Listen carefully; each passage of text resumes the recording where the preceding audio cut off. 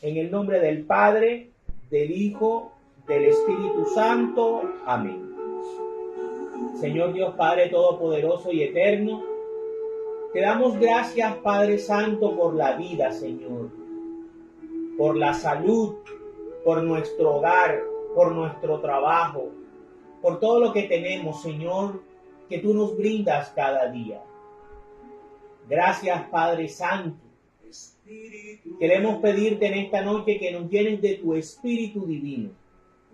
Queremos pedir la presencia del Espíritu Santo para que sea Él quien nos guíe, quien nos oriente, quien nos instruya.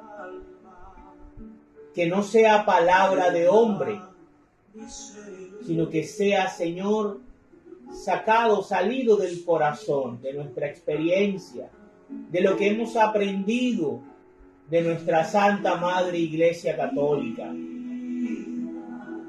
Pedimos la presencia también de nuestro Señor Jesucristo, para que Él también nos guíe, nos oriente, nos instruya. Padre Santo, te damos gracias y te decimos que te amamos. Gracias, Papito Dios, por la vida, Señor, por la salud. Y aún en medio, Señor, de la enfermedad, te damos gracias por tu apoyo, por tus bendiciones, Señor, por tu amor, por tu misericordia, por tu gracia, Señor. Gracias, Padre Santo. Ven en estos momentos, Señor, y toma posesión de este lugar, Padre Santo. Bendícelo, santifícalo. Permite que nuestras Madre Santa, la Virgen María, también nos acompañe esta noche. Que ella esté aquí presente, cuidándonos y cubriéndonos con su manto sagrado. Envía a tus santos ángeles para que nos cubran, para que nos cuiden. Bendice al Papa Francisco, a nuestro obispo Pablo, a nuestro sacerdote Jaime y a todos los sacerdotes del mundo, Señor, también a todas las religiosas, Padre Santo. Bendice también a nuestro presidente, Señor, ilumínalo, guíalo, para que no ponga sus ideas y sus propios pensamientos, sino que sea dirigido por ti, Señor. En tus manos colocamos también la situación de Nicaragua, Señor. Protege a tu iglesia en Nicaragua, Señor. Protege a todos tus ministros y a todos tus creyentes, Señor. Ven, Espíritu Santo, y bendice este hogar, esta casa, Señor, en este momento.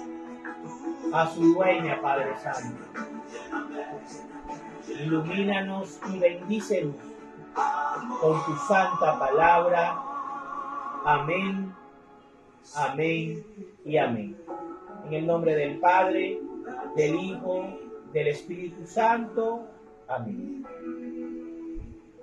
Vamos entonces a iniciar con la lectura del capítulo número 23 del libro de Números, el cuarto libro de la Biblia. Entonces Balaam le dijo: Constrúyeme aquí 7 altares y prepárame 7 becerros y 7 carneros. Balac hizo lo que Balaam le dijo, y entre los dos sacrificaron un becerro y un carnero en cada altar. Luego Balaam le dijo a Balac: Quédate junto al sacrificio, mientras voy a ver si el Señor viene a encontrarse conmigo. Luego te comunicaré lo que Él me dé a conocer. Balaam bendice a Israel. Y Balaam se fue a una colina desierta, donde Dios se le apareció. Balaam le dijo: He preparado 7 altares, y en cada uno he ofrecido un becerro y un carnero. Entonces el Señor puso en labios de Balaam lo que tenía que decir y le dijo: regresa a donde está Balac y dile lo mismo que yo te he dicho. Balaam regresó y encontró a Balac de pie junto al sacrificio, en compañía de todos los jefes moabitas. Entonces Balaam pronunció esta profecía: desde las montañas del oriente, desde Aram, me hizo venir Balac, rey de Moab. Ven, me dijo, maldíceme a Israel, deséale el mal al pueblo de Jacob. Pero, ¿cómo maldecir al que Dios no maldice? ¿Cómo desear el mal si el Señor no lo hace? Desde estas altas rocas puedo verlo, desde estas colinas lo admiro. Es un pueblo que vive apartado, distinto de los otros pueblos. Son como el polvo. ¿Quién puede contarlos? ¿Quién puede saber su número? Ojalá muera yo como esos hombres justos, y sea mi fin como el de ellos. Entonces Balac le reclamó a Balaam: ¿qué estás haciendo? Yo te traje para que maldijeras a mis enemigos, y tú te has puesto a bendecirlos. Y Balaam le contestó: habíamos quedado en que yo diría solamente lo que el Señor pusiera en mis labios. Pero Balac insistió: ven conmigo a otra parte, desde donde solo podrás ver los alrededores del campamento, pero no el campamento completo. Maldícemelos desde allí. Y Balac llevó a Balaam al campo de Zofim, en la cumbre del monte Pisgah, donde construyó 7 altares y sacrificó a cada uno un becerro y un carnero. Allí Balaam dijo a Balac: quédate aquí junto al sacrificio, mientras voy a encontrarme con Dios. El Señor salió al encuentro de Balaam y puso en sus labios lo que tenía que decir. Además le dijo: regresa a donde está Balac y dile lo mismo que yo te he dicho.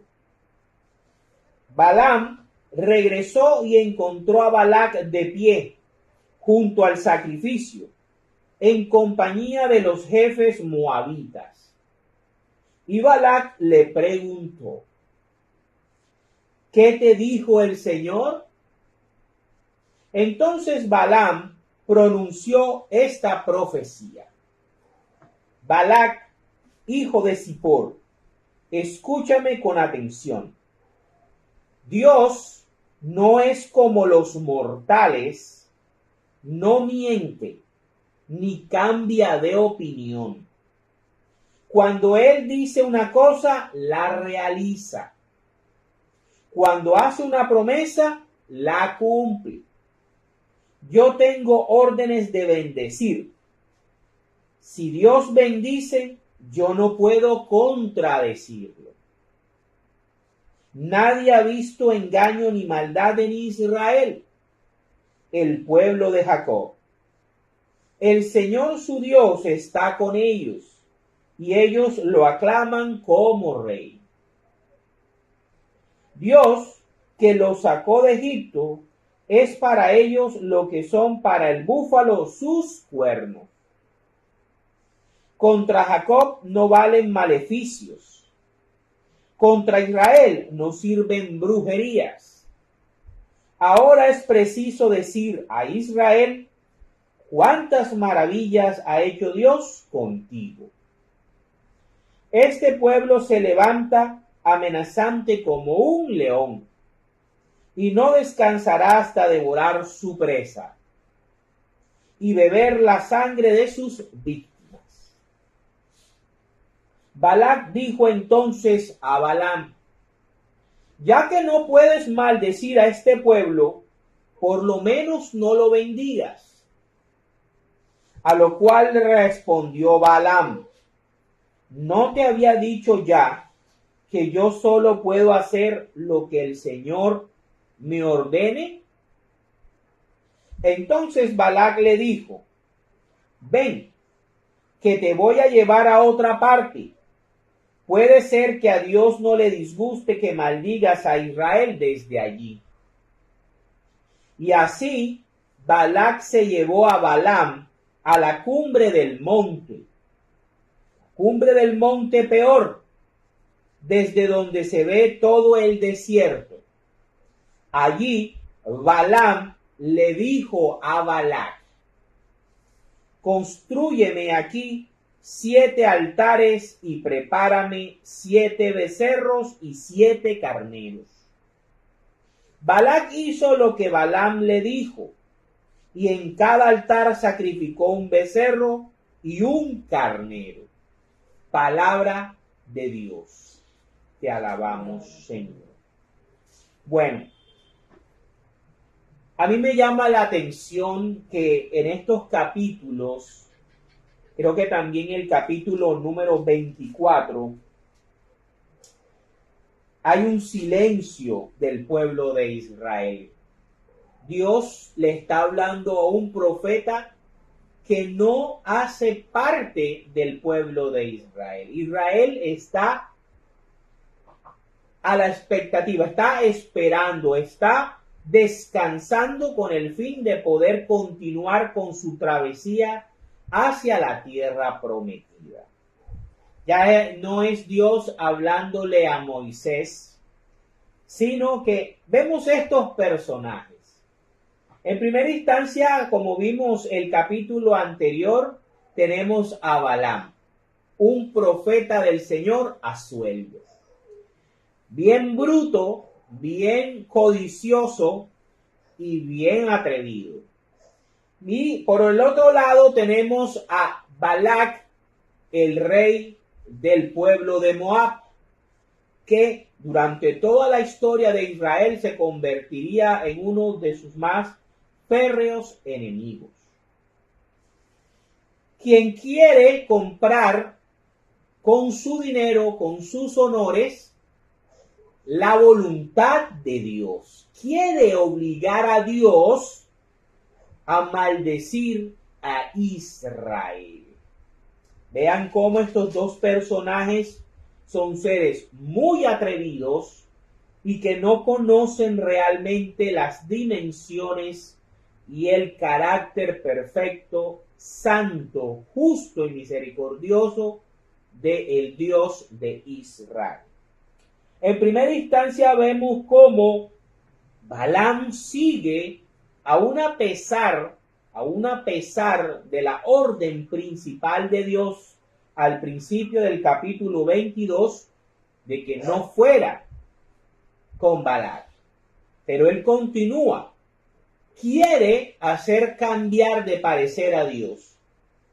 Y según el contexto histórico y religioso de ese tiempo, hace muchísimos siglos, hace varios milenios, los hombres, sobre todo los reyes y sacerdotes cananeos de esa época, pensaban y creían que a través de los sacrificios podían manipular y podían obtener el favor y el beneficio de los dioses. Obviamente, a quienes ellos adoraban eran demonios. Todos los dioses falsos, todos los ídolos falsos de la antigüedad y que aún existen, no son más que demonios. Y estos no tienen ningún tipo de moral, ningún tipo de rectitud, ningún tipo de justicia santa como la tiene el Dios de Israel. Y ellos creen tanto Balac como Balán, que a través del sacrificio de 7 becerros y 7 carneros, van a hacer de que Dios, el Dios con el que se comunicaba Balaam, maldijera a Israel. Pero Dios lleva el control de la situación siempre. Dios quiere enseñarnos algo a través de esta historia y quiere enseñarnos cómo nosotros no podemos obligar a Dios a hacer cosas. Por eso nosotros decimos que un católico no es de declarar, no es de ordenar, no es de decretar. Porque si fuera así, ya Balaam hace mucho tiempo hubiese decretado, declarado, ordenado en el nombre del Dios que él estaba representando, la maldición de Israel. Pero fíjense que a pesar de ser un testarudo, un bruto, un asno, un rebelde, Balaam conoce y respeta la grandeza de Dios y sabe muy bien que él no puede extralimitar sus limitaciones humanas. Y es por eso que, siguiendo la ambición de su corazón, quiere ir a ver si puede hacer cambiar el parecer de Dios. Y por eso va y se encuentra. Y es ahí cuando el Señor lo utiliza para, en vez de maldecir a Israel, bendecir a su pueblo. A pesar de el deseo y la intención de Balac de maldecir a Israel para derrotarlo, y de Balaam de querer satisfacer a su comprador, a su jefe, a su promotor, ¿verdad?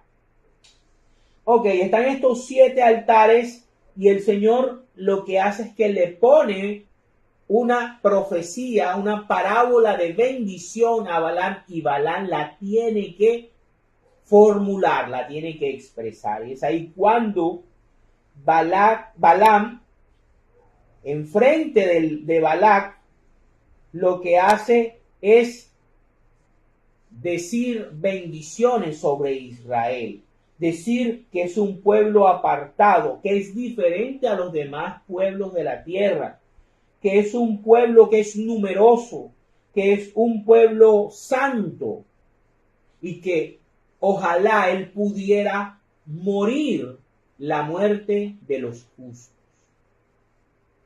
Y es muy contradictorio porque él quiere morir como un hombre santo, pero no actúa como un hombre santo. Y muchas veces eso es lo que nos pasa a los católicos. Muchas veces conocemos la doctrina y la enseñanza de Cristo sobre el cielo, sobre el purgatorio, sobre el infierno, y cómo podemos evitarlo, el infierno y el purgatorio, y qué es lo que nos toca hacer para poder llegar al cielo. Pero tenemos el deseo, mas no actuamos, mas no vivimos, mas no obedecemos los mandamientos de Cristo, de Jesús, lo que nos dejó. Vivimos apartados, alejados de la Eucaristía, de la confesión, de la lectura asidua y diaria de su palabra, de la adoración al Santísimo Sacramento. Vivimos una vida de matrimonios en adulterio, borracheras, chismes, peleas, y vivimos una religión que, aunque sabemos hacia dónde nos puede llevar, no la vivimos. Y para poder llegar al cielo es necesario vivir como si ya estuviéramos en el cielo. Y obviamente por nuestra propia fuerza y por nuestra propia voluntad no es posible. Por eso el Señor Jesucristo nos dejó su gracia, nos dejó su espíritu y nos dejó su alimento, que es la Eucaristía. Fortaleza, fuerza y comunión con Él para poder caminar según Él lo ordena, lo ordenó. Entonces vemos aquí cómo Balac no entiende esto y continúa buscando maldecir a Israel. Entonces él cree o piensa que todo depende del lugar donde se hagan los sacrificios. Vamos, Balaam, vamos y yo te llevo a otro lugar y desde ahí que no veas al campamento de Israel me los vas a maldecir. Y vuelve y hace otros 7 altares y sacrifica otros 7 becerros y sacrifica otros 7 carneros. Y Balaam todavía tampoco entiende y quiere buscar que Dios cambie su modo de parecer. Él cree que Dios se va a dejar comprar por la cantidad de sacrificios y becerros y carneros que ellos están sacrificando. Y Dios le dice una gran verdad, le manda decir a Balac, por medio del mismo Balaam, lo siguiente: Balac, hijo de Zippor, escúchame con atención. Dios no es como el hombre, como los hombres. Dios no es como los mortales. Y aprovecho para dar este consejo y que ojalá se lo podamos transmitir a aquellos que no son hermanos católicos acerca del peligro de estar usando el nombre de Dios para todo. La mejor manera de dirigirnos a Dios es a través de cómo nuestro Señor Jesucristo nos enseñó.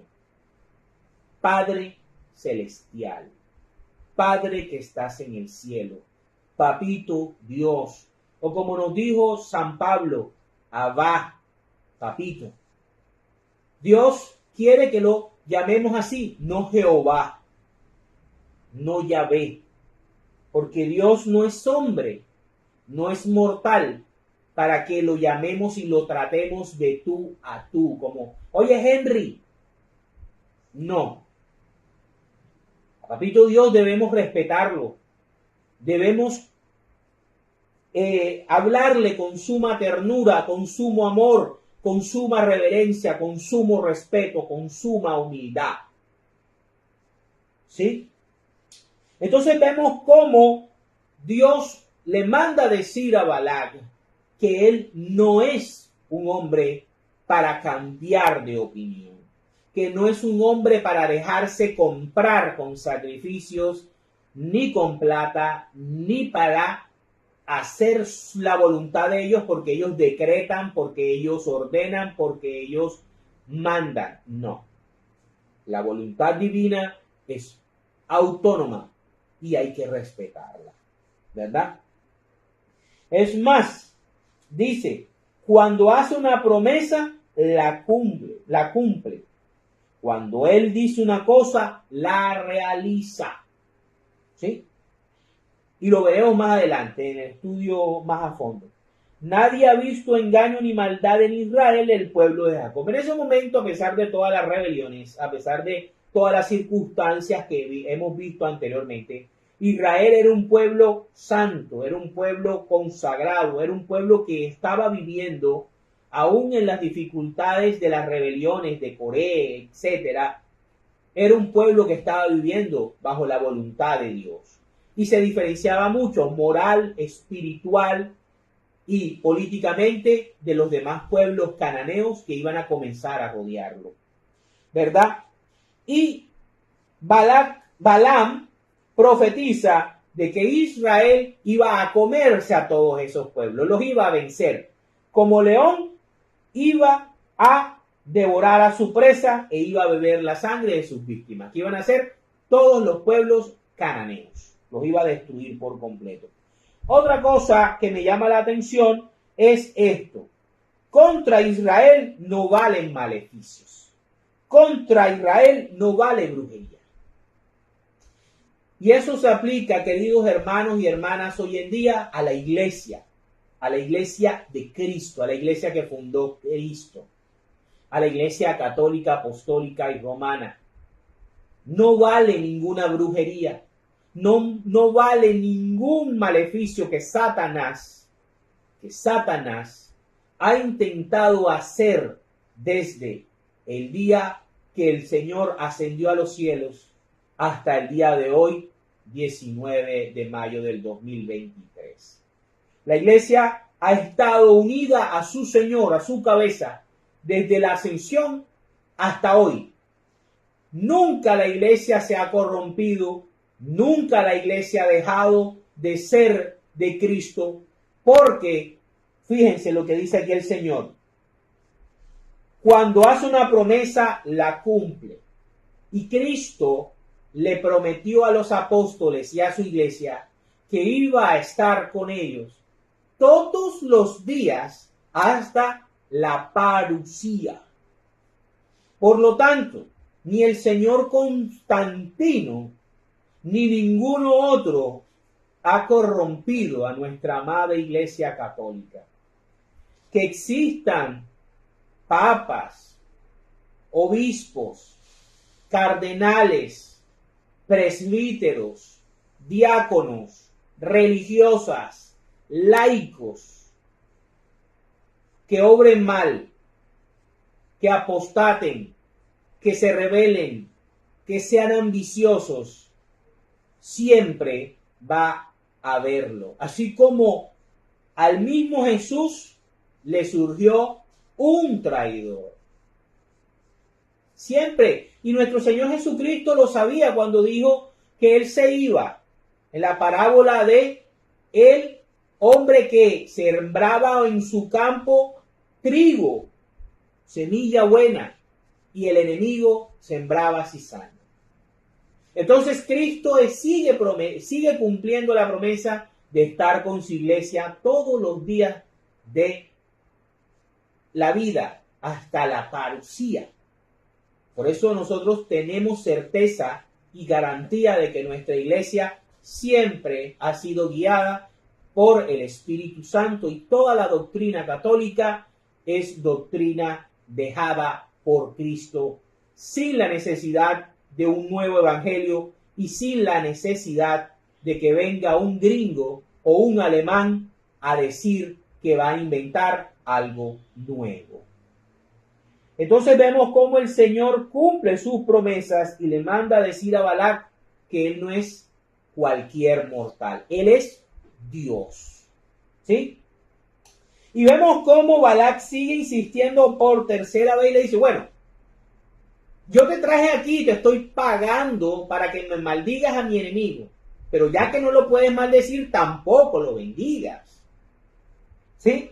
Y Balaam le responde, yo solamente puedo hacer lo que Dios me dice que haga. Aunque yo en mi corazón no quiera. Voy en contra de mi voluntad porque yo quiero ganarme mi platica. Yo quiero satisfacerte. Pero contra Dios yo no puedo pelear. La estupidez de Balaam no llega hasta allá.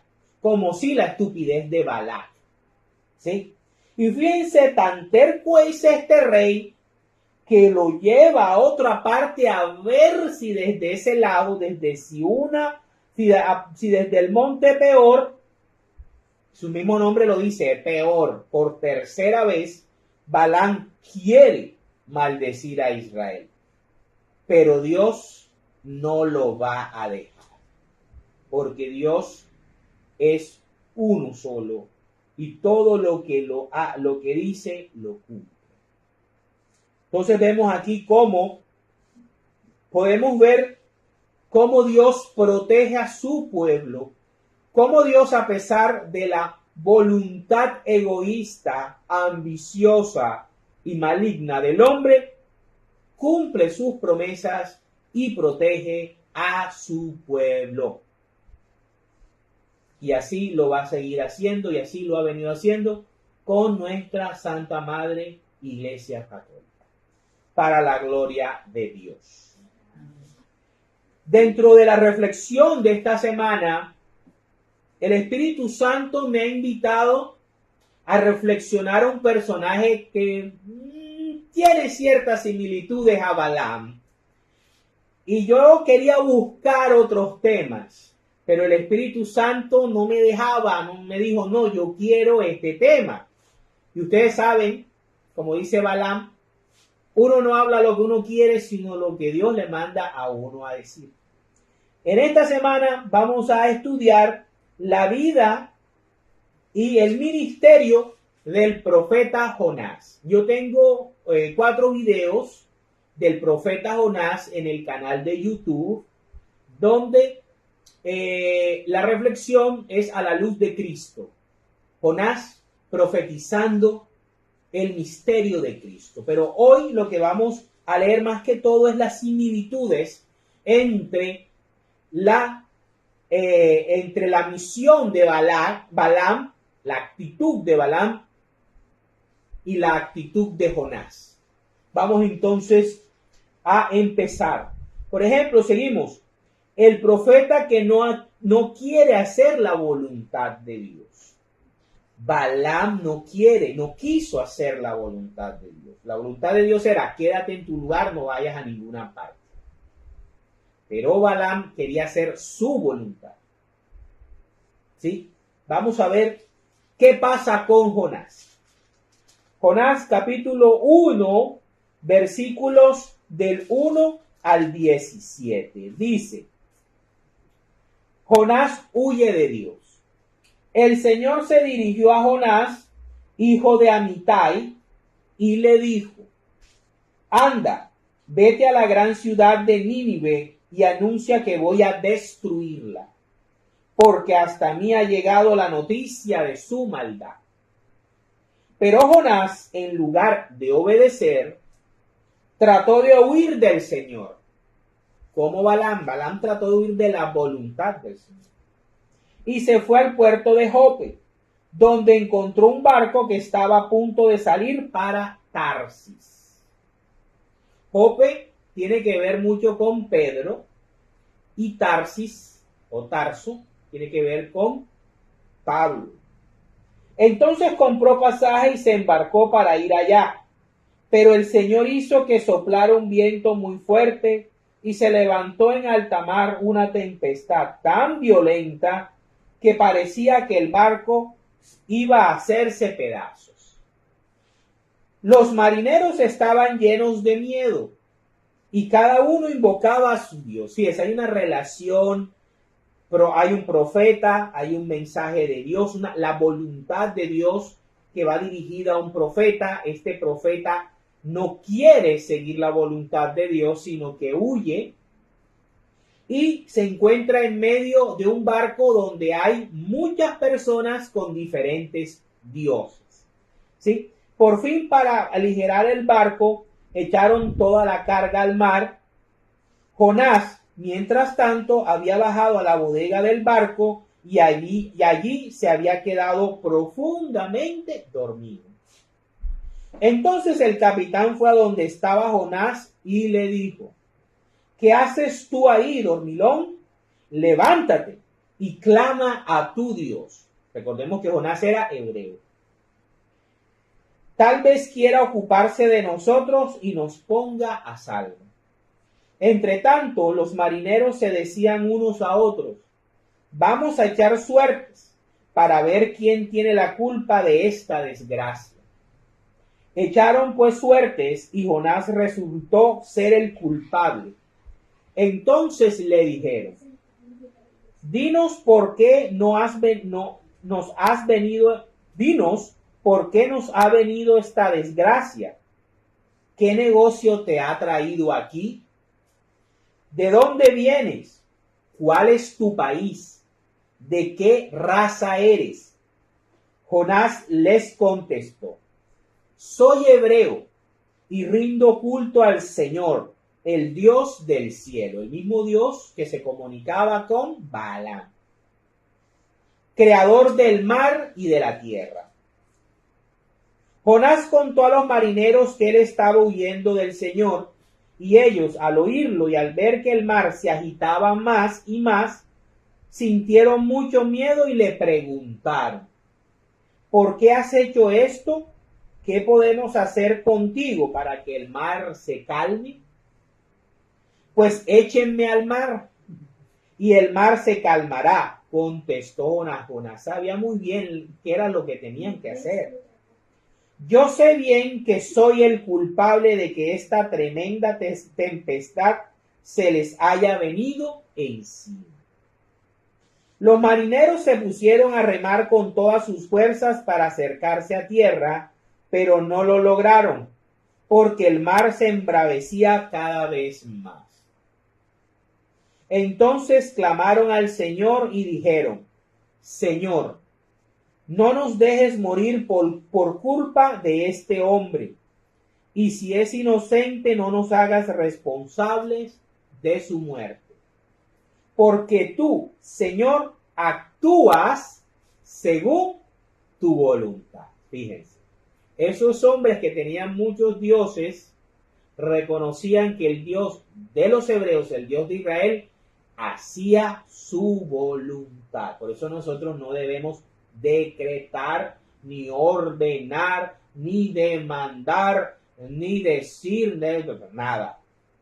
Los católicos rogamos, suplicamos, pedimos con humildad y dejamos que sea el Señor quien obre como Él quiera. ¿Sí? Ok. Dice, los marineros se pusieron, bueno, dice, dicho esto, echaron a Jonás al mar y el mar se calmó. Al verlo, los marineros sintieron una profunda reverencia por el Señor y le ofrecieron un sacrificio y le hicieron promesas. O sea, este acontecimiento hizo que estos hombres se convirtieran y conocieran al Dios verdadero, abandonaran su idolatría y adoraran al Dios de Israel. Jonás, a pesar de su rebeldía, a pesar de su obstinación de no hacer la voluntad de Dios, logró, sin quererlo, que los hombres del barco conocieran al Dios verdadero y se unieran a adorarlo. Por eso dice aquí que le ofrecieron reverencia, le ofrecieron sacrificio y le hicieron promesas. Fíjense, un acto de conversión. Dios es maravilloso. Dios es maravilloso. Bueno, ustedes fíjense cómo el profeta, así como Balaam no quería hacer la voluntad de Dios, Jonás tampoco quería hacer la voluntad de Dios. Quería hacerse el loco y quería burlarse de Dios. Pero Dios, papito Dios, vea, yo lo llamé, le di esta misión y la va a realizar. Listo. Ahora vamos a ver cómo este profeta sí recapacita, sí se da cuenta que hizo mal y le pide perdón a Dios. Vámonos a Jonás, capítulo 2, versículos del 1 al 10. Aunque para mí, personalmente, esta es la oración que hace nuestro Señor Jesucristo en los 3 días que está muerto. Vamos a oírla. Dice, la oración de Jonás. Entonces, dice, no había terminado el capítulo 1, dice, entre tanto, el Señor había dispuesto un enorme pez para que se tragara a Jonás. Y Jonás pasó 3 días y 3 noches dentro del pez. Y Jesús hace referencia de esta señal con su muerte y su resurrección. El pez se dice que fue una ballena, y fíjense, en la historia de Balaam es un asno que habla, o una asna que habla, y aquí es una ballena que el Señor envía para que se lo trague y no lo digiera, no lo mate, sino que lo mantenga guardadito en el estómago, en su estómago. Entonces Jonás oró al Señor su Dios desde dentro del pez, diciendo, En mi angustia clamé a ti, Señor, y tú me respondiste. Desde las profundidades de la muerte clamé a ti, y tú me oíste. Para mí este es Jesús. Me arrojaste a lo más hondo del mar, y las corrientes me envolvieron. Las grandes olas que tú mandas pasaban sobre mí. Llegué a sentirme echado de tu presencia. Eloí, Eloí, lema sabachthani. Dios mío, ¿por qué me has abandonado? Pensé que no volvería a ver tu santo templo. Las aguas me rodeaban por completo. Me cubría el mar profundo. Las algas se enredaban en mi cabeza. Me hundí hasta el fondo de la tierra. Ya me sentía su eterno prisionero. Pero tú, Señor, mi Dios, me salvaste de la muerte. Al sentir que la vida se me iba, me acordé de ti, Señor. Mi oración llegó a ti en tu santo templo. Los que siguen a los ídolos dejan de serte leales, pero yo, con voz de gratitud, te ofreceré sacrificios, cumpliré las promesas que te hice. Solo tú, Señor, me puedes salvar. Entonces el Señor dispuso que el pez vomitara a Jonás en tierra firme, así como la tierra, el Seol, el infierno, la muerte, vomitó a Cristo y lo dejó nuevamente en la tierra. Palabra de Dios. Entonces vemos aquí cómo el profeta entiende, y al ver su angustia, al ver su situación, al verse rodeado del mar, de las algas, al ya saber que está en la muerte, gime, clama. Fíjense, él no decreta, él no ordena, él no dice, decreto que el mar se abra, decreto que las algas me dejen tranquilo. No, ruega, suplica con humildad, reconoce sus fallas, reconoce sus pecados y clama. El católico clama, el católico ruega, el católico suplica, no declara, no decreta, no ordena. Esa es la diferencia. Ahora, vamos a ver cómo el profeta ejecuta la misión. Así como Balaam ejecuta la misión de Dios, que era bendecir a Israel. Era bendecir a Israel. Aún en contra de su voluntad. Balaam quería maldecir a Israel para ganarse su platica y quedar bien ante Balac y todos los nobles de Moab. Pero Dios hace que él cumpla su voluntad. Y la misión de Balaam era bendecir a Israel. Fíjense. Vámonos a Jonás capítulo 3, versículos del 1 al 10. Dice, Nínive se arrepiente.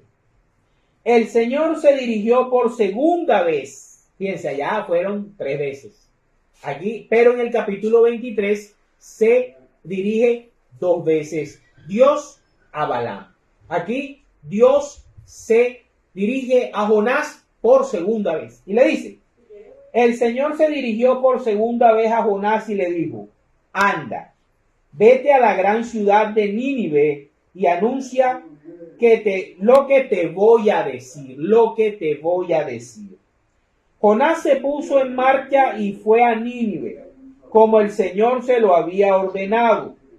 Nínive era una ciudad tan grande que para recorrerla toda había que caminar 3 días. O sea, para caminar Nínive, para atravesar Nínive, se tenía que caminar 3 días de seguido, de lo grande que era. ¿Sí? Ok. Jonás se puso en marcha y fue a Nínive, como el Señor se lo había ordenado. Lo mismo que hacía Balaam. Balaam solamente decía lo que el Señor le ponía en la boca. ¿Sí?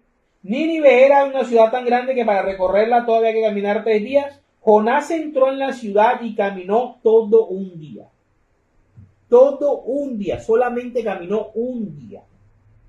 Diciendo a grandes voces, dentro de 40 días Nínive será destruida. Ese era su mensaje. En hebreo, posiblemente. Habrán traducido posiblemente. De pronto había gente que conocía el hebreo, posiblemente, no lo sabemos. Los habitantes de la ciudad, grandes y pequeños, creyeron en Dios, así como los hombres del barco. Proclamaron ayuno y se pusieron ropas ásperas en señal de dolor. Cuando la noticia llegó al rey de Nínive, también, fíjense la diferencia entre Balac, el rey de Moab, y el rey de Nínive. Al escuchar la advertencia de Jonás, miren lo que hace este hombre, este rey sabio. También él se levantó de su trono, se quitó sus vestiduras reales, se puso ropas ásperas y se sentó en el suelo. Humillación delante de Dios. No decreta, no decretó, no ordenó, no mandó. Se puso ropas ásperas, entró en ayuno y se humilló a Dios. Se abajó a Dios. Era el rey de una ciudad de Nínive, la capital del imperio asirio. Luego el rey y sus ministros dieron a conocer por toda la ciudad el siguiente decreto. Ahí sí él decretó por ser rey, pero para que todo el mundo lo hiciera. Que nadie tome ningún alimento, que tampoco se debe comer ni debe beber al ganado y a los rebaños. Los animales también entraban en la penitencia. Al contrario, vístanse todos con ropas ásperas en señal de dolor. Eso es penitencia. Y clamen. No digan decreten. No digan manden y ordenen. No, clamen a Dios con todas sus fuerzas. Deje cada uno su mala conducta y la violencia que ha estado cometiendo hasta ahora. Arrepiéntanse y no pequen más. Tal vez Dios cambie de parecer y se calme su ira y así no moriremos. Dios vio lo que hacía la gente de Nínive y cómo dejaba su mala conducta y decidió no hacerles el daño que les había anunciado. Palabra de Dios. Aquí cualquier ateo, cualquier persona agnóstica nos puede decir, pero ahí hay una contradicción de la Biblia. El capítulo 23 nos habla de que Dios no es hombre para cambiar de parecer. Pero aquí el rey de Nínive dice que hagamos penitencia, que nos humillemos a Dios y que clamemos a Dios y que cambiemos nuestra mala conducta para ver si Dios cambia de parecer y aplaca su ira y no nos destruye. Fíjense la diferencia de las cosas. Dios, en primera instancia, anuncia: tengo este plan si ustedes no se arrepienten. Pero si ustedes se arrepienten, hago esto. Ahí Dios no está cambiando de opinión. Ahí Dios no está cambiando de parecer. Simplemente como padre te dice: si te sigues portando mal, viene este castigo. Si te portas bien, me arrepiento del castigo y seguimos adelante. Fíjense cómo Dios es Dios de la humanidad. No solamente es Dios de Israel, es Dios de la humanidad. Y también rige a los pueblos paganos. Obviamente, Israel era su pueblo sacerdotal. Obviamente, como la Iglesia Católica es la Iglesia de Cristo, obviamente van a haber personas justas en las otras religiones y tal vez más difícil alcanzar el cielo en las otras denominaciones no católicas, porque es más difícil, porque no es el camino de Cristo, no es el camino que estableció Cristo. Pueda que sí, pueda que no. Yo no me quiero arriesgar a eso. Yo quiero estar en el camino que Cristo estableció y seguir el camino que Cristo dejó. Y voy a la fija con la Iglesia Católica. A los otros, bueno, todos somos libres de elegir qué camino tomamos. Pero yo me quedo en la que recibí desde niño. Y la que a través de estos estudios bíblicos me estoy dando cuenta que es la iglesia verdadera. La única que guarda toda la doctrina de Cristo. ¿Sí? Entonces vemos cómo este rey, la sabiduría de este rey, lleva a salvar a su pueblo. Mientras la testarudez, la soberbia y la arrogancia del rey de Moab, Balac, va a llevar a su pueblo a la destrucción. Esa es la diferencia. El rey de Nínive y el rey de Moab. Para terminar, vamos a ver la misericordia de Dios. Uno de los capítulos más hermosos de la Biblia es este. Este es uno de los capítulos más bellos y les recomiendo que lean todo el libro de Jonás. Lo lean varias veces. La misericordia de Dios, ¿en qué consiste? Vámonos a Jonás, capítulo 4, versículos del 1 al 11. Dice, a Jonás le cayó muy mal lo que Dios había hecho, fíjense, y se disgustó mucho. Así que oró al Señor y le dijo, mira, o sea, hablándole a Dios como un hombre, Jehová, Señor, esto es lo que yo decía que iba a pasar cuando aún me encontraba en mi tierra. Además Jonás era flojo.